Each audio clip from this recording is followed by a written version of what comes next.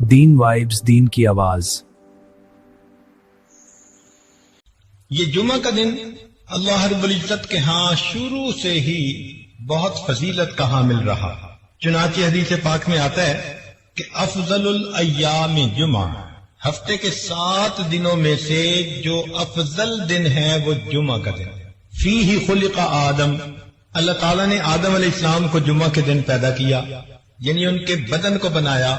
فیہ نفخ آدم، اور جمعہ کے دن ان میں روح بھی ڈالی، جسد بھی جمعہ کے دن، پھر جمعہ کے دن اس میں روح بھی ڈال دی گئی۔ پھر جب فرشتوں کا امتحان ہوا اور آدم علیہ السلام کو فرشتوں نے سجدہ کیا، وہ بھی جمعہ کا دن تھا۔ تو آدم علیہ السلام کو اللہ تعالیٰ کی طرف سے خلافت ارضی جو ملی وہ بھی جمعہ کا دن۔ اسی لیے جب زمین پر اتارے گئے تھے آدم علیہ السلام تو وہ بھی جمعہ کا دن بنتا ہے۔ حضرت نوح علیہ السلام آدم ثانی کہلاتے ہیں۔ ان کی کشتی جب طوفان سے بچ کر کنارے لگی تھی، طوفان ختم ہوا تھا، تو وہ بھی جمعہ کا دن تھا۔ سیدنا ابراہیم علیہ السلام جب نار نمرود میں سے نکالے گئے تھے بحفاظت بخریت، وہ بھی جمعہ کا دن تھا۔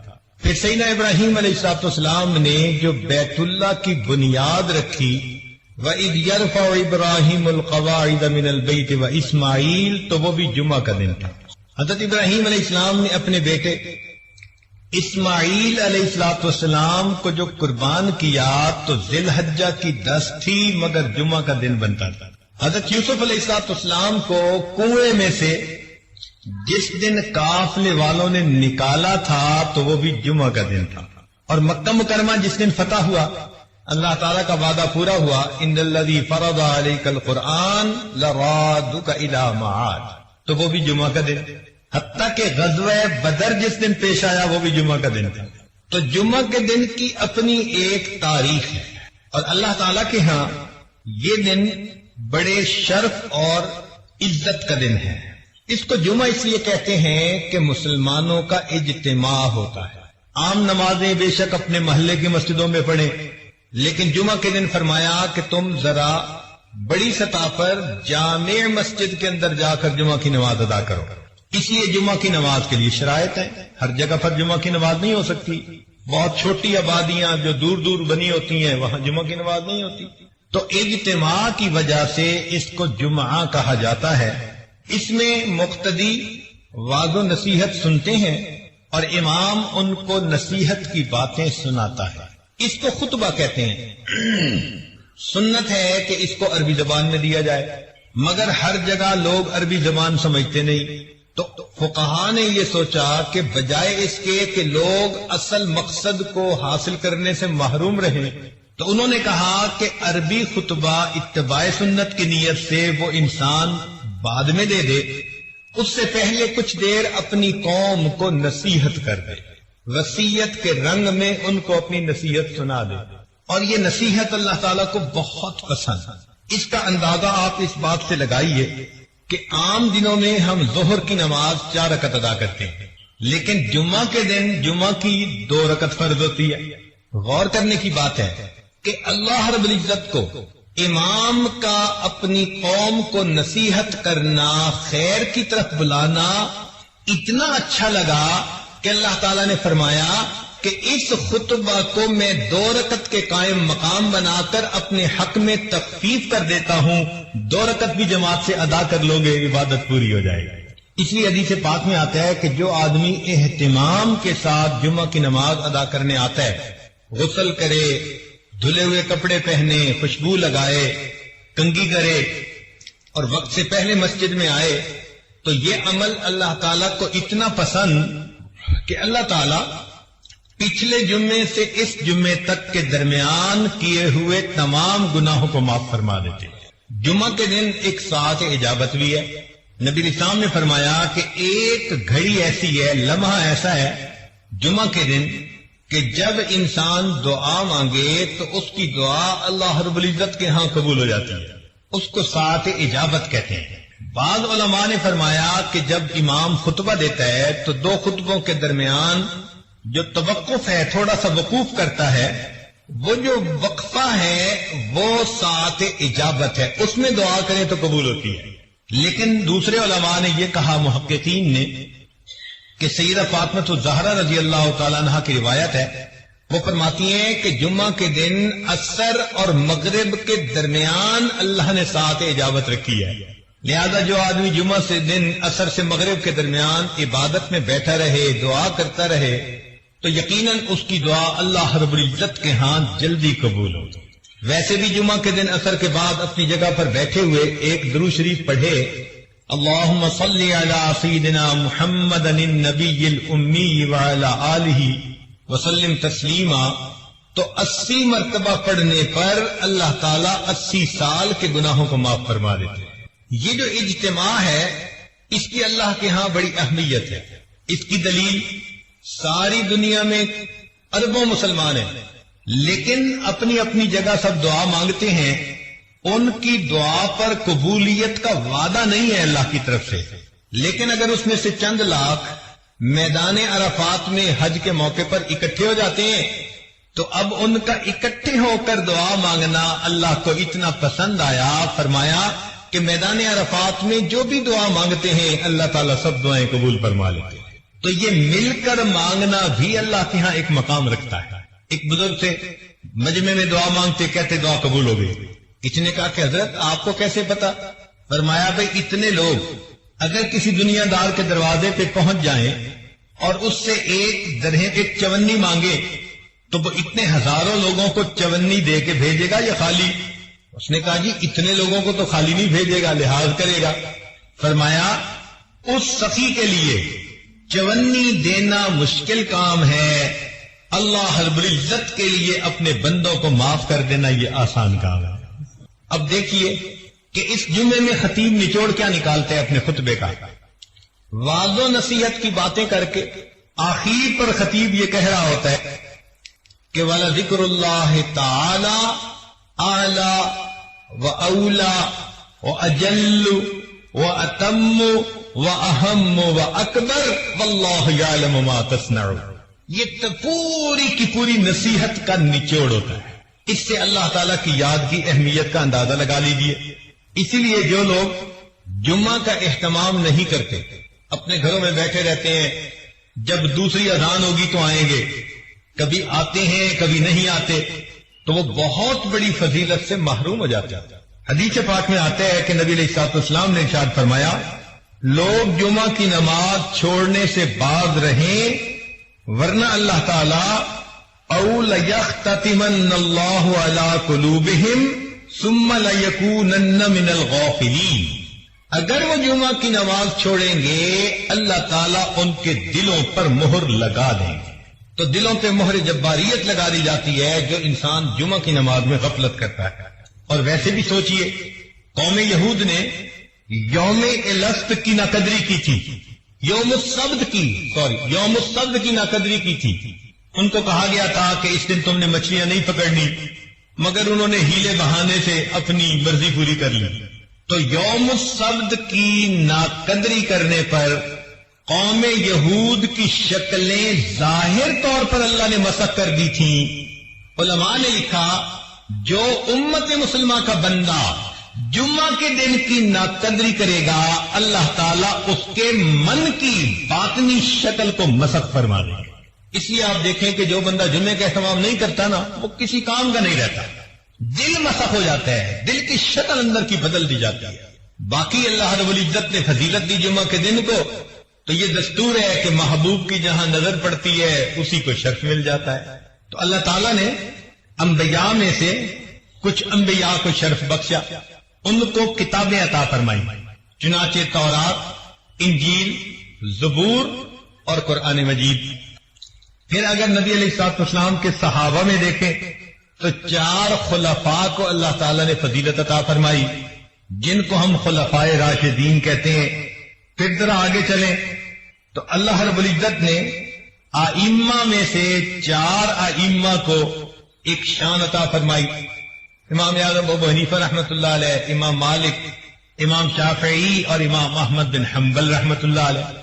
پھر اور غور کیجئے کہ 4 مہینوں کو اللہ تعالیٰ نے محترم مہینے بنایا، رجب، شعبان، رمضان اور محرم۔ پھر اللہ تعالیٰ نے 4 راتوں کو فضیلت عطا فرمائی، شب قدر، 15 شعبان کی رات، اور شب عید اور شب جمعہ اللہ رب العزت نے فضیلت عطا فرمائی۔ 4 دنوں کو بھی فضیلت عطا فرمائی گئی، چنانچہ یوم عرفہ جس دن حج ہوتا ہے، یوم الفطر عید فطر کا دن، یوم الاضحیٰ عید الضحیٰ کا دن، اور یوم الجمعہ جمعہ کا دن، اللہ رب العزت نے ان دنوں کو بھی فضیلت عطا فرمائی۔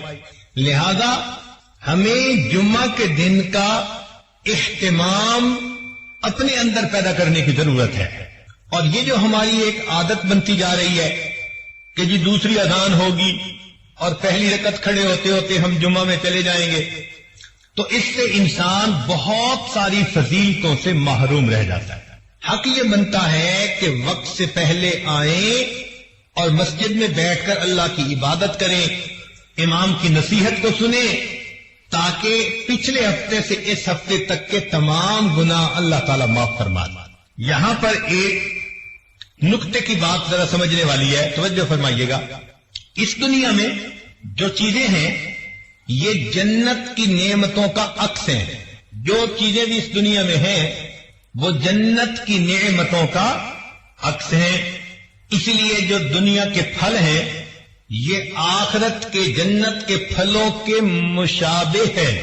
وَأُتُوا بِهِ مُتَشَابِهًا، اللہ تعالیٰ فرماتے ہیں کہ جنت میں پھل ملیں گے جو مشابہ ہوں گے، تو وہاں کے انار یہاں کے انار کی شکل والے ہوں گے، لیکن ان کی کوالٹی، ان کی رنگت، ان کا ذائقہ وہ بہت بہتر ہوگا۔ مگر یہ نہیں ہو سکتا کہ وہاں کے انار یہاں کے آلو کی طرح، یا یہاں کے امرود وہاں کے کیلے کی طرح، نہیں، جو شکل یہاں ہے شکل وہی ہوگی، لیکن کوالٹی کے اندر فرق ہوگا، تو مشابہت ہوگی۔ جب ان پھلوں میں مشابہت، تو جیسے دنیا کے گھر ایسے آخرت کے گھر وہ بھی اسی طرح ہوں گے، دروازے ہوں گے، کھڑکیاں ہوں گی، دیواریں ہوں گی، چھت ہوگی، جیسے گھر بنتے ہیں۔ مگر یہاں کے گھر اینٹ گارے سے بنے، وہاں کے گھر سونے چاندی کی اینٹوں سے بنیں گے، مشک کا اس میں سیمنٹ استعمال کیا جائے گا، اور بعض لوگوں کو اللہ تعالیٰ سرخ یاقوت سے بنا ہوا پورا گھر عطا فرما دیں گے، مگر مشابہت ہوگی۔ اور آگے دیکھیے، جیسے دنیا کی عورتیں ہیں، جنت کی عورتیں بھی بالکل اسی طرح ہوں گی، گو کہ ان کا حسن و جمال اس وقت کی عورتوں کے حسن و جمال سے بہت زیادہ۔ حدیث پاک میں فرمایا گیا کہ اگر جنت کی حور اپنا پلو آسمان دنیا سے نیچے کر دے تو سورج کی روشنی مان پڑ جائے، اگر کھاری پانی میں تھوک ڈال دے تو کھاری پانی میٹھا ہو جائے، مردے سے ہم کلامی کر لے تو مردہ بھی زندہ ہو جائے، اس کے دل میں محبت کے جذبات پیدا ہوتے ہوئے انسان اپنی آنکھوں سے خود دیکھے گا، تو معلوم ہوا کہ شکل تو ایک جیسی ہوگی، مشابہت ہوگی، مگر کوالٹی کچھ اور ہوگی۔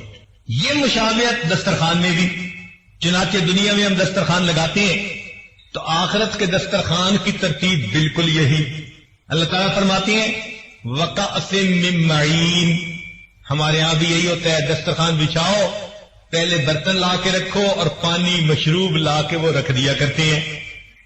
پھر فرمایا لا يصدعون عنها ولا ينزفون وفاكهة مما يتخيرون، اور پھر ڈرائی فروٹ لا کے رکھ دیا جاتا ہے تاکہ مہمان اگر کچھ لینا چاہیں تو اس میں سے لے لیں۔ جب ڈرائی فروٹ بھی رکھ دیا گیا، پھر کھانے آتے ہیں جو اصل ڈشز ہوتی ہیں، تو فرمایا وَلَحْمِ طَيْرٍ مِّمَّا يَشْتَهُونَ، پھر بھنا ہوا گوشت آئے گا جس کے کھانے کی لوگ اشتہا رکھتے ہیں۔ تو ترتیب جو دنیا میں وہی ترتیب آخرت کی۔ تو جب یہ بات سمجھ آ گئی کہ دنیا کی نعمتیں آخرت کی نعمتوں کا عکس ہیں، جو یہاں معاملہ ہوگا ویسا ہی معاملہ آخرت میں، مگر وہاں کی کوالٹی، وہاں کی لذتیں وہ ایسی ہوں گی کہ دنیا کو اس کے ساتھ کوئی نسبت ہی نہیں ہے، مگر عکس ضرور ہے۔ تو جب یہ بات سمجھ میں آ گئی کہ دنیا کی نعمتیں آخرت کی نعمتوں کا عکس ہیں، اب حقیقت کی بات سمجھیے کہ جمعہ کو فضیلت اس لیے ملی کہ یہ آخرت کی ایک نعمت کا عکس ہے۔ وہ کون سی نعمت؟ حدیث پاک میں آتا ہے کہ جنتی جب جنت میں جائیں گے تو جنتی مخلوق کے حسن کو دیکھیں گے، اتنا متعجب ہوں گے، حیران ہوں گے، 70 سال تک ٹکٹکی باندھ کے دیکھتے رہ جائیں گے اور ان کو وقت گزرنے کا احساس نہیں ہوگا۔ جیسے کوئی خوبصورت چیز دیکھو تو انسان دیکھتا رہتا ہے متحیر ہو کر، تو جنتی مخلوق کا حسن اتنا ہوگا کہ یہ حیران ہو کر 70 سال دیکھتے رہ جائیں گے، وقت گزرنے کا پتہ نہیں چلے گا۔ پھر جنتی وہاں زندگی گزاریں گے۔ حدیث پاک میں آتا ہے کہ جب جنتی اپنی زندگی انجوائے کرنے لگ جائیں گے، اللہ تعالیٰ جنتیوں سے خطاب فرمائیں گے، فاسألونی ما شئتم، میرے بندو مانگو مجھ سے تم کیا مانگتے ہو۔ تو جنتی کہیں گے اللہ سب نعمتیں مل گئی، مزے میں ہیں، کوئی غم نہیں، کوئی فکر نہیں، اپنی من مرضی کی زندگی گزار رہے ہیں، ہر نعمت ہمارے پاس موجود ہے، اب ہم آپ سے کیا مانگیں؟ اللہ تعالیٰ فرمائیں گے تم اپنے علماء کی طرف رجوع کرو، وہ تمہیں گائیڈ کریں گے کہ تمہیں کیا چاہیے۔ چنانچہ جنت میں بھی ہمیں اپنے علماء کی ضرورت رہے گی، دنیا میں تو رہتی ہے، جنت میں بھی رہے گی۔ جنتی اپنے اپنے علاقے کے علماء جو جمعہ پڑھاتے تھے ان کی طرف رجوع کریں گے، پوچھیں گے جی اللہ تعالیٰ نے فرمایا کہ پوچھو علماء سے تو بتائیں اور کیا مانگے، ہمیں تو کچھ سمجھ نہیں آ رہا ہم کیا مانگیں۔ علماء کہیں گے کہ اگرچہ بہت نعمتیں مل گئیں، ایک نعمت ابھی باقی ہے۔ کون سی نعمت؟ کہ اللہ تعالیٰ نے فرمایا تھا وَلَدَيْنَا مَزِيدٌ، ہم جنت میں تجھے آپ کو ایک مزید نعمت عطا فرمائیں گے، یعنی اللہ تعالیٰ جنت میں جنتیوں کو اپنا دیدار عطا فرمائیں گے، اور ابھی تک ہمیں اللہ تعالیٰ کا دیدار نہیں ہوا، یہ نعمت ابھی باقی ہے۔ تو بس یہ سنتے ہی جنتی وجد میں آئیں گے، عشق و مستی میں، اور اللہ تعالیٰ سے جنتی فریاد کرنے لگ جائیں گے، اللہ مکان ہو اور مکی کی ملاقات نہ ہو تو مزہ کیا، جنت میں تو آپ نے پہنچا دیا، اگر آپ سے ملاقات آپ کا دیدار نہ ہو تو جنت کا مزہ کیا۔ پھر جنتی کہیں گے اللہ ہم دنیا میں آپ کو بن دیکھ کے سجدے کیا کرتے تھے، تہجد میں جاگا کرتے تھے، رمضان کے روزے رکھا کرتے تھے، مولا تیرے حکموں کی پابندیاں کیا کرتے تھے، اس امید پر کہ آخرت میں آپ سے ملاقات ہوگی، اور آپ نے فرمایا بھی تھا کہ واللہ یدعو الی دار السلام، اللہ تعالیٰ دار السلام میں تمہیں بلاتا ہے، مولا اب تو ہم جنت میں پہنچ گئے، اب ہمیں اپنا دیدار عطا فرما دیجئے۔ چونکہ جب عاشق صادق کو پتہ چلتا ہے نا کہ محبوب سے ملاقات کا امکان ہے تو اس کا عشق اس کو بے قرار کر دیتا ہے، تو جنتی اس وقت اپنے اندر عشق کا ایسا جذبہ محسوس کریں گے کہ کہیں گے اللہ ہمیں جلدی اپنا دیدار عطا فرما دیجئے، اب تو آپ کا گھر بھی ہے، موقع بھی ہے، دستور بھی ہے، محبوب کے گھر پہنچ جائیں تو محبوب ملاقات کا شرف عطا کرتا ہے، لہذا اے میرے مولا ہمیں اپنا دیدار عطا کیجئے۔ علماء نے لکھا کہ اللہ تعالیٰ اپنا دیدار کروائیں گے، فرمائیں گے جنتیوں اس کے لیے تیاری کرو۔ جیسے دنیا میں شادی ہوتی ہے تو اس سے پہلے لوگ تیاری کرتے ہیں، کپڑے سلواتے ہیں، پھر اپنے بال بنواتے ہیں، پھر نہا دھو کے کپڑے پہن کے خوشبو لگا کے تقریب میں شرکت کے لیے جاتے ہیں، بالکل اسی طرح جنتی بھی تیاری کریں گے۔ ان کے لیے ایک بازار ہوگا جو حسن و جمال کا بازار ہوگا، جنتی وہاں جائیں گے تو جیسے چاہیں گے ان کو اللہ تعالیٰ ان کے من پسند کا حسن و جمال عطا کر دے گا۔ آج دنیا میں جس کا چہرہ گول وہ لمبا نہیں ہو سکتا، جس کا لمبا وہ گول نہیں ہو سکتا، آنکھیں چھوٹی تو موٹی نہیں ہو سکتی، موٹی ہے تو بادامی نہیں بن سکتی، تو لمیٹیشن ہے۔ مگر جنت کا معاملہ اور، اس بازار میں جنتی جائیں گے جیسے چاہیں گے، میرے بال ایسے ہوں، میری آنکھیں ایسی ہوں، میرے ہونٹ ایسے ہوں، میرے رخسار ایسے ہوں، ان کے اوپر رخسار کی جو چمک ہے وہ ایسی ہو، خوبصورتی ایسی ہو، دانت ایسے ہوں، یہ سوچتے چلے جائیں گے، اللہ تعالیٰ ان کو من پسند کا حسن عطا کرتے چلے جائیں گے۔ آپ سوچئے ذرا وہ کیا جگہ ہوگی جہاں مومن کو اس کے من پسند کا حسن ملے گا. اللہ اکبر کبیرہ. آج عورتیں اپنا میک اپ کرتی ہیں کہ ہم خوبصورت نظر آئیں، لیکن جو اللہ نے ان کے نقش نین بنا دیے اس کو بدل تو سکتی نہیں. لیکن وہاں تو معاملہ ہی کچھ اور ہے. جو سوچیں گے اللہ تعالیٰ من پسند کا حسن و جمال عطا فرما دیں گے. پھر جنتی ایک جگہ پہنچیں گے، دریا کے کنارے کی جگہ ہوگی، اور وہاں پر جنتی کرسیوں کے اوپر بٹھا دیے جائیں گے. نور کی بنی ہوئی کرسیاں ہوں گی، ممبر ہوں گے. پہلے انبیاء کی صفیں، پھر ان کے صحابہ کی، پھر صدیقین، شہداء، صالحین، سب صفیں ہوں گی. تو جنتی وہاں پر بٹھا دیے جائیں گے. حدیث پاک میں آتا ہے کہ اللہ تعالیٰ ان کی دعوت فرمائیں گے. جیسے آپ کسی کے ہاں جاتے ہیں، وہ کہتے ہیں جی پہلے ہم کھانا کھا لیتے ہیں پھر ذرا مل کے باتیں کریں گے.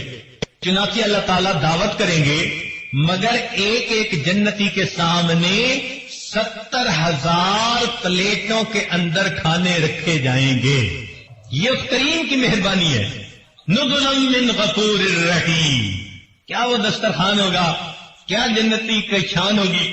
تو لوگ کھانا کھائیں گے بھوک کی وجہ سے نہیں، لذت لینے کی خاطر کھائیں گے. پیٹ نہیں بھرے گا. یہاں تو ایک ڈش کھا لو تو دوسری ڈش کی جگہ نہیں ہوتی، دوسری کھا لو تو تیسری چکھنا بھی مشکل ہوتی ہے. وہاں تو لذت کی وجہ سے کھائیں گے، پتہ نہیں کیا کیا مزے پائیں گے. چنانچہ جب کھا لیں گے پی لیں گے، مجلس شروع ہوگی. حضرت داؤد علیہ السلام اپنی زبان میں اللہ کا کلام سنائیں گے. اب ذرا غور کیجیے، آج ہم ایک اچھے قاری سے اللہ کا قرآن سنتے ہیں تو طبیعت پہ کیا وجد کسی کیفیت آ جاتی ہے. تو کائنات کے جتنے بھی انسان ہیں ان میں سب سے زیادہ خوش آوازی اللہ تعالیٰ نے داؤد علیہ السلام کو عطا فرمائی. لہن داؤدی مشہور ہے. قرآن مجید میں ہے کہ جب وہ زبور پڑھتے تھے تو چلتا پانی رک جاتا تھا، پرندے ان کے جو ہے وہ کندھے پہ آ کر بیٹھ جاتے تھے. اللہ اکبر، کیا آواز ان کی سریلی ہوگی، کیا سوز ہوگا ان کی آواز میں. وہ اللہ کا قرآن سنائیں گے. بعض روایتوں میں آیا نبی علیہ السلام بھی اللہ کا قرآن سنائیں گے. مگر یہ بات پکی کہ پھر ایک وقت آئے گا کہ جب اللہ تعالیٰ خود قرآن کی تلاوت فرمائیں گے، سورہ یاسین کی تلاوت فرمائیں گے. اب وہ کیا عجیب منظر ہوگا بھائی کہ جب اللہ رب العزت تلاوت فرمائیں گے اور اس کے بندے سن رہے ہوں گے. اس لذت کو الفاظ میں بیان ہی نہیں کیا جا سکتا. جب یہ سب باتیں ہو جائیں گی تو پھر اللہ تعالیٰ جنتیوں کو اپنا دیدار عطا فرمائیں گے. وہ دیدار کیسے ہوگا؟ بے جہت ہوگا، بے کیف ہوگا، بے شبہ ہوگا، بے مثال ہوگا. ہم نہ سمت کا تعین کر سکتے ہیں، نہ کیفیت کا، نہ کسی چیز سے تشبیہ دے سکتے ہیں، نہ مثال دے سکتے ہیں. بس اتنا ہے کہ جیسے سب لوگ آسمان پہ چاند کو دیکھ لیتے ہیں، کوئی دقت نہیں ہوتی، سب لوگ اپنی اپنی جگہ پر اللہ کا دیدار کر لیں گے. اب وہ دیدار کی کیفیت ہماری سوچ سے بالا تر ہے، مگر دیدار نصیب ہوگا. جب دیدار نصیب ہوگا تو جیسے دنیا میں آندھی آتی ہے تو مٹی ہر طرف اڑتی ہے، تو جب اللہ تعالیٰ کا دیدار ہوگا تو ایک نور کی آندھی آئے گی اور ہر جگہ نور ہی نور ہوگا. وہ نور جنتیوں کے چہروں پہ سج اور خطیب سے قریب تر بیٹھنے کی کوشش کرے گا. اس کی عادت کے مطابق اللہ جنت میں بھی اپنے قرب کا دیدار عطا فرمائیں گے، اگلی صفوں میں جگہ عطا فرمائیں گے. میرا یہ بندہ پوری زندگی جمعے کا اہتمام کرتا رہا، یہ خطیب کے قریب ہو کے بیٹھتا تھا. چونکہ دنیا کی یہ نعمت عکس ہے جنت کی نعمت کا، لہذا فرمائیں گے کہ دنیا میں یہ خطیب سے قریب ہو کے بیٹھتا تھا، وقت سے پہلے آتا تھا. لہذا یوم مزید جب اللہ رب العزت کا دیدار ہوگا تو اس بندے کو بھی اگلی صفوں میں اللہ تعالیٰ جگہ عطا فرما دے. اور امام ربانی مجدد ثانی رحمت اللہ علیہ نے ایک نقطہ لکھا. وہ فرماتے ہیں کہ جس کیفیت کی نماز بندہ دنیا میں پڑھے گا اللہ تعالیٰ اسی طرح اس کو جنت میں اپنا دیدار عطا فرمائیں گے. وہ کیسے کہ اگر نماز کے اندر اس کے دل میں دنیا کے وساوس آتے رہتے ہیں تو یہ تمام وسوسے جنت میں اللہ تعالیٰ کا جب دیدار ہوگا اس کے اوپر نورانی پردے بن جائیں گے، تو پردوں کے اندر سے اس کو دیدار ہوگا۔ جو شخص اس دنیا میں ایسی نماز پڑھے گا کہ اللہ کے سوا کوئی اور دھیان نہیں ہوگا، اللہ تعالیٰ بغیر کسی پردے کے جنت میں اپنا دیدار عطا فرمائے۔ تو ہمیں اس بات کی تمنا کرنی چاہیے کہ ہم بھی اگلی صفوں میں آ کر بیٹھا کریں، امام خطیب کے خطبے کو توجہ سے سنا کریں، اور اس خطبے کو سنتے ہوئے مراقبہ کرنے سے پرہیز کیا کریں، اس لیے کہ نماز میں نگاہیں رکھنے کی بھی جگہ متعین کر دی گئی۔ قیام میں ہو تو سجدے کی جگہ، رکوع میں ہو تو دونوں انگوٹھوں کے درمیان، سجدے میں جاؤ تو جیسے ناک کے اوپر، اتحیات میں بیٹھو تو دامن کے اوپر۔ جیسے نماز میں نگاہ کی جمع کو مخصوص کر دیا، اسی طرح خطبے کے دوران مومن کو کہا گیا تم خطیب کی طرف متوجہ رہو، یہ سوچتے رہو اللہ آج تیرا پیغام پہنچانے والے کے چہرے کو دیکھ رہے ہیں، اس نعمت کے بدلے تو جنت میں ہمیں اپنے چہرے کا دیدار عطا فرما دے۔ تو یاد کا یہ جمعہ اس دن کا عکس ہے، یوم مزید کا، لہذا اہتمام کے ساتھ جمعہ کے دن مسجد میں آیا کیجیے اور امام کی بات کو سنا کیجیے۔ ہم نے علماء ماوراء النہر کا اس معاملے میں ایک عجیب عمل دیکھا، شاید قزاقستان کی بات ہے۔ ایک مسجد میں جمعہ کا نماز پڑھانی تھی، تو ہم فجر کے بعد سفر کر کے وہاں پہنچے اور جاتے ہی سو گئے۔ خیال تھا کہ 2-4 گھنٹے آرام کریں اور اس کے بعد اٹھ کے 1 گھنٹہ پہلے جمعہ کی تیاری کر لیں گے۔ ہمارے ہاں دستور ایسا ہی ہے کہ اگر 1 بجے جمعہ ہونا ہے تو سمجھتے ہیں کہ 1 گھنٹہ پہلے وضو کریں گے اور تیاری کریں گے، اور اذان دوسری جو ہے اس سے 5 منٹ بھی پہلے پہنچ جائیں گے تو ہم وقت سے پہلے پہنچ گئے۔ ہمارے ہاں کی کچھ عادت ایسی بنی ہوئی ہے، چنانچہ مجھے 10 بجے دن میں اٹھنا ہوا تو خیال تھا کہ بھئی نہا لیں، غسل کر لیں۔ جب باہر نکلے تو دیکھا کہ مسجد لوگوں سے بھری ہوئی ہے، اندازاً ایک مسجد میں اس وقت کوئی 500 بندے موجود تھے۔ اتنے لوگوں کو دیکھ کر مجھے خیال ہوا شاید کسی کی وفات ہوئی یا کوئی دعا کا مسئلہ ہے کہ اتنے لوگ آج پہلے سے موجود، اور جمعے کا وقت تو 1 بجے تھا۔ تو میں نے وہاں کے جو مفتی صاحب تھے ان سے پوچھا خیریت تو ہے، اتنے لوگ کیسے؟ کہنے لگے جی جمعہ کے لیے آئے۔ میں نے پوچھا کہ ٹائم کیا ہوا؟ کہنے لگے 10 بجے۔ جمعہ کتنے بجے ہوگا؟ کہنے لگے 1 بجے۔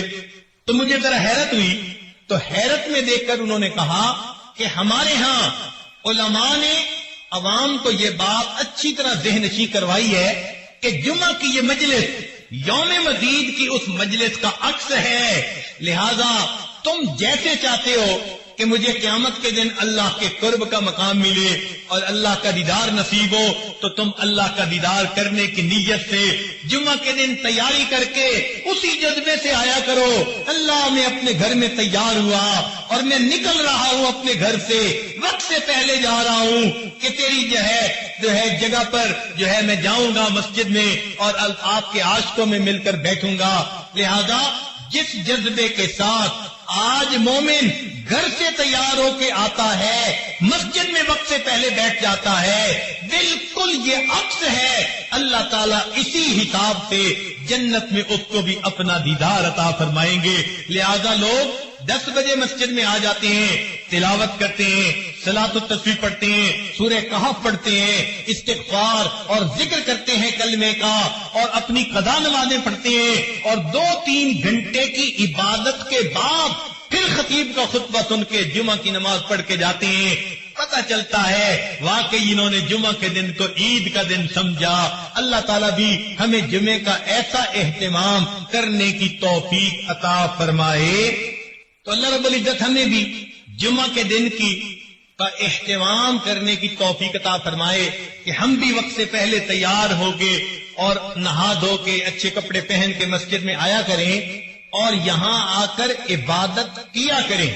دیکھیے جمعہ کے دن ہم آرام کے ساتھ نمازیں اپنی قضا پڑھ سکتے ہیں، جمعہ کے دن ہم کلمہ شریف کا ورد کر سکتے ہیں، استغفار پڑھ سکتے ہیں، اللہ کی یاد میں بیٹھ کے لمبی دعائیں مانگ سکتے ہیں۔ آگے پیچھے تو مصروفیت کی وجہ سے وقت نہیں ملتا، لیکن جن لوگوں کے پاس فرصت ہوتی ہے، خاص طور پر جو کاروباری لوگ ہیں، ان کو تو اللہ نے صاف فرما دیا، اذا نودی للصلاة من یوم الجمعہ فاسعوا الی ذکر اللہ وذروا البیع۔ پتہ چلا کہ یہ نماز اتنی اللہ کے ہاں وقار والی، عزت والی ہے کہ حلال بزنس جو تھا، فرمایا اذان کے بعد اب وہ بھی کرنا تمہارے لیے منع ہے، چھوڑ دو اس کو اور آ جاؤ میرے گھر کی طرف۔ ہم بھی اللہ تعالیٰ کی اس آواز پر لبیک کہتے ہوئے مسجدوں میں آیا کریں، جمعہ کی ان گھڑیوں سے ہم برکتیں حاصل کیا کریں۔ ہم ایک طرف تو جمعہ کی برکتیں حاصل نہیں کرتے اور دوسری طرف پھر شکوے کرتے پھرتے ہیں، پریشانیاں دور نہیں ہوتی، مصیبتیں ختم نہیں ہوتی، اور جی کیا کریں، پریشان ہی پریشان ہے، پتہ نہیں کوئی کیا وقت ہو گیا، کسی نے کاروبار باندھ دیا، رشتے باندھ دیے۔ یہ سب ہاتھوں کی اپنی کمائی ہوتی ہے۔ اللہ تعالیٰ نے جو موقع دیے اپنی ذات سے حاصل کرنے کے، ان موقعوں کو ضائع نہ کیجیے، جمعے کا اہتمام پیدا کر لیجیے، بلکہ جمعے کے دن کو کہ اس وقت کو غنیمت سمجھ کر اللہ کی عبادت میں کچھ وقت جو ہے وہ لگایا کیجیے۔ مسجد میں آ کر فقط خطیب کا خطبہ ہی نہیں سننا ہوتا، بلکہ اس میں نمازیں پڑھ کر اپنے رب کو منانا ہوتا ہے، اپنے دل کو دھونا ہوتا ہے۔ ہفتے میں چلو ایک مرتبہ ہی ہمیں ایسی مجلس مل جائے تو شاید ہمارے دل صاف ہو جائیں۔ یہ دل کی گندگیاں، یہ دل کے پیمانے جو اس وقت آج خاموش ہو چکے ہیں، دل کے نئے خانے مئے مغرب نے کر ڈالے خاموش، جو آج یہ اندر کا سواد ختم ہو چکا۔ ہم مسجد میں آیا کریں اور اللہ تعالیٰ سے لو لگا کر بیٹھیں، میرے مولا مہربانی فرما دیجئے گا، ہمارے حال پر رحمت کی نظر فرما دیجئے گا، ہماری اندر کی کیفیت بنے گی۔ اور اگر ہم جمعے کی نماز بھی نہیں پڑھیں گے، جیسے دفتروں کے بہت سارے لوگ بہانے کر لیتی ہیں، او جی ہم دفتر میں کام کرتے ہیں، ہمیں تو جمعے کی فرصت نہیں ملتی، تو یقین کیجئے جو انسان جمعے کی ناقدری کرتا ہے، اللہ تعالیٰ پھر ان کے من کی شکلوں کو اسی طرح مسخ کر دیتا ہے جیسے یوم السبت کی ناقدری کرنے سے اللہ نے یہود کی شکلوں کو مسخ کر دیا تھا۔ چنانچہ مشہور واقعہ ہے، امام شاہ ولی اللہ محدث دہلوی رحمت اللہ علیہ کے بیٹے شاہ عبد العزیز رحمت اللہ علیہ، وہ اپنے گھر کے قریب مسجد بنی ہوئی تھی جس کو مسجد بیت کہتے ہیں، وہیں پر اپنی نمازیں 5 جماعت کے ساتھ ادا کر لیتے تھے، لیکن جمعہ کی نماز کے لیے گھر سے چل کے دہلی کی جو شاہی مسجد ہے وہاں پر آیا کرتے تھے۔ لوگ ان کے ساتھ بڑی محبت کا تعلق رکھتے تھے، ان کا چہرہ اتنا منور تھا، ایک نظر دیکھنے کے لیے لوگ تڑپتے تھے۔ تو حضرت گھر سے چل کے جاتے، ساتھ ایک خادم ہوتا تھا، چنانچہ جمعہ کے لیے جاتے، مگر کچھ وقت کے بعد حضرت کا معمول بدل گیا۔ جب آپ باہر نکلتے سر کے اوپر ایک کپڑا ڈال لیا کرتے تھے بازار میں سے گزرتے ہوئے، اور اس طرح مسجد پہنچتے تھے، آپ کا خادم بھی حیران، لوگ بھی حیران۔ اب کئی خادم جن کو خدمت کرتے کرتے کافی وقت گزر جائے، وہ ذرا آدمی کے ساتھ بڑے کھلی بات کرنے کے عادی بن جاتے ہیں۔ تو ایک دن خادم نے کہا، حضرت ہفتہ پورا تو یہ لوگ انتظار میں رہتے ہیں اور آپ کی ایک جھلک دیکھنے کے لیے گھروں سے آ کر راستے میں آپ کے منتظر ہوتے ہیں، اور آپ کے استغنا کا یہ عالم کہ جب جاتے ہیں تو اپنے اوپر آپ اس طرح رومال ڈال لیتے ہیں کہ ان کو چہرہ ہی نظر نہیں آتا۔ یہ کیا بات ہوئی؟ جب حضرت نے یہ بات سنی تو اپنا رومال اتار کر اس کے سر کے اوپر ڈال دیا۔ ایسا تصرف تھا اللہ کی طرف سے، ان کے ہاتھ پہ یہ کرامت صادر ہوئی کہ وہ جو ان کا خادم تھا، جب اس نے دیکھا تو اس کو بازار کے اندر انسان تو تھوڑے نظر آئے اور جانور چلتے ہوئے زیادہ نظر آئے۔ حیران ہو گیا، حضرت یہ کیا معاملہ؟ فرمایا اللہ تعالیٰ نے میرے دل کو اتنا صاف کر دیا ہے، یہ آئینہ بن گیا ہے، اور لوگوں کے اندر کی شکلیں اس آئینے کے اندر مجھے دکھائی دیتی ہیں۔ اس لیے میں جو اپنے سر کے اوپر کپڑا کر لیتا ہوں، میں ان کو اپنے دیدار سے نہیں روکتا، بلکہ میں اپنی نگاہوں کو بچاتا ہوں۔ میرے دل میں کوئی بدگمانی کسی کے بارے میں پیدا نہ ہو جائے کہ میں نے اللہ کے بندوں کو ان کی اصلی شکلوں کی حالت میں دیکھا۔ بالکل اسی طرح کا واقعہ حضرت امام جو ہے احمد علی لاہوری رحمت اللہ علیہ امام التفسیر جو تھے، ان کے بارے میں آتا ہے اپنی بات وہ خود سنایا کرتے تھے اپنے درس قرآن میں، فرماتے تھے کہ میں ایک مرتبہ بازار میں جا رہا تھا، میں نے ایک اللہ کے ولی کو دیکھا، میں نے قریب ہو کر ان کو سلام کیا، جب سلام کیا تو انہوں نے مجھ سے سوال کیا احمد علی انسان کہاں بستے ہیں؟ جب میں نے ان کی یہ بات سنی تو میں نے ادھر ادھر دیکھا، بازار لوگوں سے بھرا ہوا تھا، میں نے کہا کہ یہ سب انسان ہی تو ہیں۔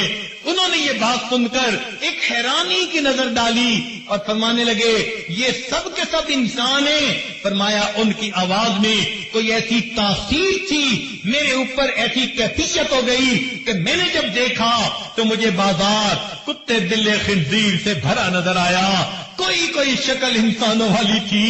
فرماتے ہیں جب میری یہ کیفیت ختم ہوئی میں نے دیکھا کہ وہ اللہ والے جا چکے تھے۔ حضرت یہ واقعہ سنا کر اپنے درس قرآن میں کہا کرتے تھے کہ لوگوں رب تو سب کا ایک، یہ کہا کرتے تھے کہ لوگوں رب تو سب کا ایک، رب کا کوئی ایک، لوگوں رب تو سب کا ایک اور رب کا کوئی قسمت والا ہوتا ہے جو واقعی اپنے آپ کو کبیرہ گناہوں سے بچاتا ہے اور اپنی من کی شکل کی حفاظت کر کے اندر سے بھی انسان والی حالت پہ زندگی گزارتا ہے۔ ورنہ تو آج خواہشات کی اتنی اتباع ہونے لگ گئی، شیطان کے رستے پہ اتنا چلنے لگ گئے کہ ظاہر کی شکل انسانوں والی ہے اور من کی شکل تو اللہ جانتا ہے کیا ہے۔ اللہ تعالی ہمارے من کی شکل کو بھی انسانوں والا بنا دے۔ ہمارے حضرت مرشد عالم رحمت اللہ علیہ ایک عجیب بات فرمایا کرتے تھے، فرماتے تھے حال دل جس سے میں کہتا کوئی ایسا نہ ملا، حال دل جس سے میں کہتا کوئی ایسا نہ ملا، بت کے بندے تو ملے اللہ کا بندہ نہ ملا۔ آج جس کو دیکھو کوئی دولت کی حوث میں، کوئی کسی حسن و جمال کی پرستش میں غیر کی طرف دل اٹکے ہوئے ہیں اور اللہ کی محبت میں ڈوب کر زندگی گزارنے والے بہت کم نظر آتے ہیں۔ اللہ تعالی ہم پر آج کی اس محفل میں اپنا رحم فرمائے، ہماری من کی شکلوں کو بھی اللہ صحیح کر دے اور ہمیں جمعہ کی اس نماز کا اہتمام کرنے کی توفیق عطا فرما دے، اور اس نعمت کے بدلے اللہ جنت میں ہمیں اپنے دیدار والی نعمت عظما بھی عطا فرما دے۔ وآخر دعوانا ان الحمد للہ رب العالمین۔ بھئی حالات کا بنانے والا، بھیجنے والا اللہ رب العزت ہے، وہ مغیر الاحوال ہیں، جب چاہتے ہیں حالات کو جیسا چاہتے ہیں بدل دیتے ہیں۔ تو یہ تو حکم پروردگار کا ہوگا تب بدلیں گے۔ دنیا کے کہنے سے حالات بدلتے تو دنیا جنت نہ بن جاتی، ہر بندہ اپنی من مرضی کی زندگی گزار رہا ہوتا۔ تو ایک ترتیب ہے اللہ رب العزت کے ہاں، چنانچہ ہمارے مشائخ نے 4 باتیں کہی ہیں لوہے کی لکیر، جب آزمائیں گے ان باتوں کو کھرا پائیں گے۔ پہلی بات کہ جو شخص اپنے اعمال کو سنوار لیتا ہے اللہ تعالیٰ اس کے حالات کو سنوار لیتا ہے۔ جو شخص اپنے اعمال کو سنوار لیتا ہے اللہ تعالیٰ اس کے حالات کو سنوار لیتا ہے۔ ہم اس کوشش میں لگے ہوئے ہیں کہ حالات پہلے سنوریں پھر اعمال سنوریں۔ آپ بات کریں دوست سے، بھئی آپ مسجد میں نظر نہیں آتے، کچھ کاروباری حالات ٹھیک نہیں، ٹھیک ہو گئے تو میں مسجد میں آؤں گا۔ یعنی ہم چاہتے ہیں حالات پہلے ٹھیک ہو، اعمال بعد میں ٹھیک ہو۔ کیسے ترتیب الٹ سکتے ہیں؟ چنانچہ جسے دیکھیے وہ اسی کوشش میں لگا ہوا ہے کہ پہلے حالات ٹھیک ہوں بعد میں اعمال ٹھیک کرے۔ تو ترتیب ہی الٹی ہم کرتے پھر رہے ہیں۔ اعمال کو جو شخص سنوار لیتا ہے اللہ تعالیٰ اس کے حالات کو سنوار لیتا ہے۔ اعمال بگڑیں گے، حالات بگڑیں گے۔ جب کہا میں نے کہ یا اللہ تو میرا حال دیکھ، جب کہا میں نے کہ یا اللہ تو میرا حال دیکھ، حکم آیا میرے بندے نہ میں اعمال دیکھ۔ ہم حالات کا تو شکوہ کرتے ہیں، اپنے عمل تو نہیں نہ دیکھتے۔ تو اعمال کو سنوارنے سے اللہ تعالیٰ حالات کو سنوار دیتے ہیں۔ ہم اپنے اندر تقویٰ اور صبر و ضبط پیدا کریں، اللہ رب العزت ہر دور اور ہر زمانے میں تقویٰ اور صبر والے بندے کو فرش سے اٹھائیں گے، عرش کے اوپر بٹھائیں گے، تخت کے اوپر بٹھائیں گے۔ اب تقویٰ اور صبر کی طرف ہم آتے نہیں، چاہتے ہیں زندگی تو رہے جیسے ہم گزار رہے ہیں، حالات سیدھے ہو جائیں۔ کیسے حالات سیدھے ہو سکتے ہیں؟ سمپل سی مثال ہے کہ بجلی سے ایک مشین چلتی ہے، اب ایک بندہ مشین کو روکنا چاہتا ہے، ایک ہی ترتیب ہے کہ پیچھے سے بٹن بند کرو۔ آپ بٹن بند نہیں کریں گے، ہاتھ سے مشین کو پکڑ کے روکنے کی کوشش کریں گے، ہاتھ کٹوا بیٹھیں گے، سارا دن زور آزمائی کریں گے، مشین کہاں رکے گی؟ تو عقل مند بندہ مشین کو پکڑ کے نہیں کھڑا ہوتا، وہ سوئچ کو بند کرتا ہے۔ حالات کا سوئچ اللہ رب العزت کے ہاتھ میں ہے، تو ادھر رجوع کرنے کی بجائے کہ اللہ حالات کو ٹھیک کر دیجئے، ہم حالات کی مشین کے ساتھ کشتی کر لیں، کون ہمیں عقل مند کرے؟ تو پہلی بات، جو شخص اپنے اعمال کو ٹھیک کر لیتا ہے اللہ رب العزت اس کے حالات کو ٹھیک کر دیتے ہیں۔ دوسری بات، جو شخص اپنی آخرت کو سنوار لیتا ہے اللہ تعالیٰ اس کی دنیا کو سنوار دیتے ہیں۔ ہم پھر الٹے چاہتے ہیں کہ پہلے دنیا سنورے پھر ہم آخرت سنواریں گے، یہاں پھر ہم غلطی کرتے ہیں، دن رات دنیا سنوارنے میں لگے ہوئے ہیں، پزل بنی ہوئی ہے، ایک حصہ جوڑتے ہیں تو دوسرا ٹوٹتا ہے، وہ توڑتے ہیں تو پہلا ٹوٹتا ہے، ہر بندہ لگا ہوا ہے اسی کوشش۔ تو اللہ رب العزت کے ہاں ترتیب یہ ہے۔ اس کی مثال اگر دیکھنی ہو، صحابہ رضی اللہ عنہ کی مبارک زندگیوں کو دیکھ لیے، انہوں نے اپنی آخرت کو سنوارا، اللہ نے اس کے نتیجے میں ان کی دنیا کو سنوارا۔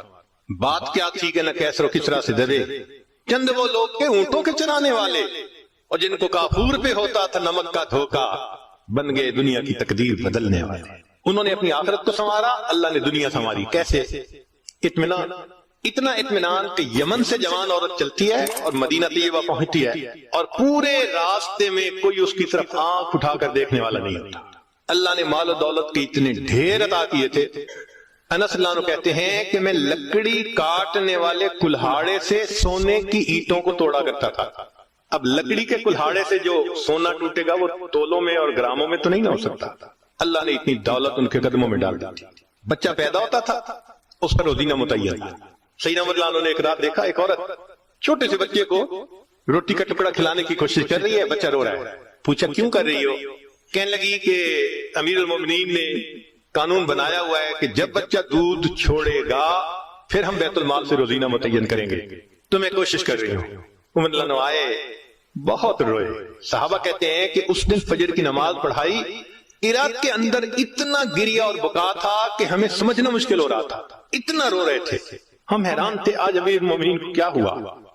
نماز پڑھانے کے بعد منبر پر بیٹھے، عمر کے اوپر اللہ رحم کرے اس نے کتنے بچوں کی جان لی ہوگی۔ مقصد یہ تھا کہ میں نے جو یہ قانون بنایا تو کتنی ماؤں نے معصوم بچوں کے دودھ چھڑوائے ہوں گے اور وہ دودھ سے محروم ہوں گے میری وجہ سے۔ پھر اعلان فرمایا کوئی ماں بچے کو دودھ جلدی مت چھڑوائے، جس دن بچہ پیدا ہوگا اسی دن بیت المال سے وظیفہ متعین کر دیا جائے گا۔ آج سے 1400 سال پہلے تو انہوں نے اپنی آخرت کو سنوارا، رب کریم نے اس کے بدلے ان کی دنیا کو سنوار دیا۔ قرآن مجید میں اللہ تعالیٰ فرماتے ہیں وَلَوْ أَنَّ أَهْلَ الْقُرَىٰ آمَنُوا وَاتَّقَوْا، اگر یہ بستی دیسوں والے ایمان لاتے، تقوی کو اختیار کرتے، لَفَتَحْنَا عَلَيْهِمْ بَرَكَاتٍ مِّنَ السَّمَاءِ، ہم ان کے لیے آسمان سے برکتوں کے دروازے کھول دیتے۔ تو ترتیب یہی ہے کہ جو آخرت کو سنوارتا ہے اس کوشش میں لگتا ہے، دنیا اس کا سایہ ہے۔ اللہ دنیا کو خود بخود سنوار دیتے ہیں، اللہ سے محنت نہیں کرنی پڑتی۔ مثال کے طور پہ جو بندہ سچ بولتا ہے تجارت میں، اللہ تعالیٰ اس کی تجارت کو خود سنوار دیتے ہیں۔ قسم اٹھا کے یہ بات کہی جا سکتی ہے کہ سچ بولنے والا تاجر کبھی مفلس نہیں ہو سکتا، پاسبل ہی نہیں کہ سچ کی بنیاد ہو اور اس میں برکت نہ ہو۔ تو دو باتیں، جو شخص اپنے اعمال کو سنوارتا ہے اللہ تعالیٰ حالات کو سنوار دیتے ہیں، جو اپنی آخرت کو سنوار لیتا ہے اللہ تعالیٰ اس کی دنیا کو سنوار دیتے ہیں۔ ہارون رشید اپنی کھڑکی میں سے نیچے دیکھ رہا ہے، مسجد کے دروازے پر امام ابو یوسف رحمۃ اللہ علیہ تشریف لا رہے ہیں اور ان کے پیچھے دو شاگرد ساتھ ساتھ جڑے ہوئے ہیں، دونوں چاہتے ہیں کہ میں جوتے اٹھاؤں، ہر ایک اس کوشش میں ہے۔ جب امام ابو یوسف رحمۃ اللہ نے جوتے اتارے تو ان میں سے ایک بچے کا ہاتھ ایک جوتے پہ پڑا، دوسرے کا ہاتھ دوسرے جوتے پہ پڑا، دونوں نے ایک ایک جوتا اٹھا لیا۔ پھر انہوں نے فوراً آپس میں یہ طے کر لیا کہ ایک نے کپڑا بچھایا رومال، ایک نے بھی جوتا ڈالا دوسرے نے بھی اس میں ڈال دیا، ایک نے ایک طرف سے پکڑ لیا دوسرے نے دوسری طرف سے، کہ دونوں کو جوتے اٹھانے کا اجر مل جائے۔ حضرت آگے جا رہے ہیں اور پیچھے دو طالب علم اس طرح جوتے لے کے جا رہے ہیں کہ رومال کے اندر جوتے ہیں، ایک نے بھی پکڑا ہوا ہے دوسرے نے بھی پکڑا۔ ہارون رشید نے دیکھا تو ٹھنڈی سانس۔ بیوی نے پوچھا ہارون رشید کیا ہوا؟ کہنے لگا یوں تو دنیا ہمیں بادشاہ کہتی ہے، ہمارے جوتے اٹھانے کے لیے بھلا کون جھگڑتا ہے؟ یوں تو دنیا ہمیں بادشاہ کہتی ہے، ہمارے جوتے اٹھانے کے لیے بھلا کون جھگڑتا ہے؟ جو آخرت سنوارتا ہے اللہ ایسے دنیا سنوارتے ہیں کہ دنیا جوتے اٹھانے کے لیے جھگڑتی ہے. تو فرمایا کہ جو اپنی آخرت کو سنوار لیتا ہے اللہ تعالیٰ اس کی دنیا کو سنوارتے ہیں. چنانچہ ایک سیاح ہندوستان آیا گھومنے پھرنے کے لیے، اجمیر شریف بھی گیا. وہاں اس نے حضرت خواجہ معین الدین چشتی اجمیری رحمت اللہ علیہ کے مزار پہ دیکھا مسلمان بھی آ رہے ہیں اور ہندو بھی آ رہے ہیں اور سکھ بھی آ رہے ہیں. اللہ کی شان، اللہ رجوع دے دیتا ہے نا، سبھی آ رہے ہیں دعائیں مانگ رہے ہیں. تو بڑا حیران کہ ہر کمیونٹی کے لوگ آ رہے ہیں، ہر مذہب کے لوگ آ رہے ہیں. تو جب واپس گیا تو بیوی نے پوچھا کہ بتائیں آپ نے کون سی انوکھی چیز وہاں دیکھی؟ تو اس نے کہا ہاں میں نے ایک چیز انوکھی دیکھی کہ ایک شخص قبر میں لیٹا ہوا تھا مگر لوگوں کے دلوں پر حکومت کر رہا تھا. ایک شخص قبر میں لیٹا ہوا تھا مگر لوگوں کے دلوں پہ حکومت کر رہا تھا. اللہ تعالیٰ یوں دنیا سنوارتا ہے. تو دو باتیں، جو شخص اپنی اعمال کو سنوار لیتا ہے اللہ تعالیٰ اس کے حالات کو سنوار دیتے ہیں، اور جو شخص اپنی آخرت کو سنوار لیتا ہے اللہ تعالیٰ اس کی دنیا کو سنوار دیتے ہیں. تیسری بات کہ جو شخص اللہ رب العزت سے اپنے تعلق کو سنوار لیتا ہے اللہ مخلوق سے اسے تعلق کو سنوار دیتے ہیں. آج ہم چاہتے ہیں چچا راضی ہو جائے، پھپھو راضی ہو جائے، بہن راضی ہو جائے، اور عجیب بات ہے یہ رشتہ داریوں کے معاملے ہیں ہی ایسے، کھاؤں کدھر کی چوٹ بچاؤں کدھر کی چوٹ، سمجھ نہیں لگتی کہ سب کو کیسے راضی کیا جائے. انسان حیران ہوتا ہے اور جی ہم تو سب کے ساتھ اچھا کرتے ہیں مگر پتہ نہیں رشتہ دار اب سے راضی نہیں ہوتے. اس کے پیچھے بھی راز ہے. کیوں؟ کہ ہم نے اللہ سے اپنے تعلق کو تو سنوارا نہیں ہوتا، مخلوق سے تعلق کیسے سنورے گا؟ تو فرمایا کہ جو شخص اللہ رب العزت سے اپنے تعلق کو سنوار لیتا ہے اللہ تعالیٰ مخلوق کے ساتھ اس کے تعلق کو سنوار دیتے ہیں. اگر اس کی مثال دیکھنی ہے تو نبی علیہ الصلوۃ والسلام کی مبارک زندگی کو دیکھیے. ایک وہ وقت بھی تھا کہ جب اپنے رشتہ دار نبی علیہ الصلوۃ والسلام کو تکلیف پہنچاتے تھے، آپ بازار میں آگے آگے دعوت کا کام کرتے تھے اور پیچھے آپ کا چچا ابو لہب لوگوں کو کہتا تھا کہ یہ شخص غلط بیانی کر رہا ہے تم اس کی بات مت ماننا. اپنے مخالفت کرتے تھے. ایک وہ وقت بھی تھا. پھر ایک وہ وقت آیا کہ جب اپنوں نے مکہ مکرمہ میں جینا تنگ کر دیا اور نبی علیہ الصلوۃ والسلام نے بیت اللہ کو دیکھ کر کہا بیت اللہ میں تجھے کبھی نہ چھوڑتا مگر مکہ کے رہنے والے مجھے یہاں بسنے نہیں دیتے. مبارک آنکھوں میں آنسو تھے اور اللہ کے حبیب جدا ہو رہے تھے.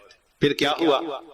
10 سال کے ہی عرصے میں حالات نے وہ پلٹا کھایا کہ جب آپ آ کر فاتح مکہ بن کر بیٹھے تو وہی قریش تھے جو قدموں میں آ کر پڑ گئے اور انہوں نے آپ کی غلامی اختیار کر لی.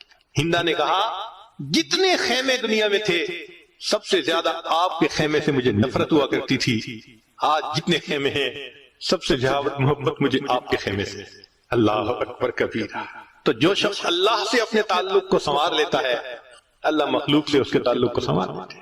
فضیل بن عیاض رحمۃ اللہ علیہ فرماتے ہیں مجھ سے جب بھی اللہ تعالیٰ کی نافرمانی ہوئی، مجھ سے جب بھی اللہ تعالیٰ کی نافرمانی ہوئی میں نے اس نافرمانی کا اثر اپنے ماتحتوں کے اندر دیکھا. یہ ریفلیکشن ہوتی ہے.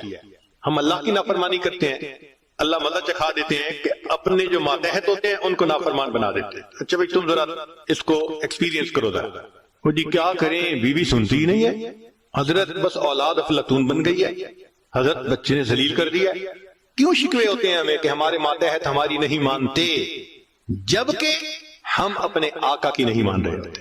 فرماتے ہیں کہ جب بھی مجھ سے اللہ تعالیٰ کی نافرمانی ہوئی میں نے آزما کے دیکھا یا تو بیوی نے میری نافرمانی کی یا میری اولاد نے میری نافرمانی کی یا میرے نوکروں نے غلاموں نے انہوں نے میری نافرمانی کی یا کم از کم میری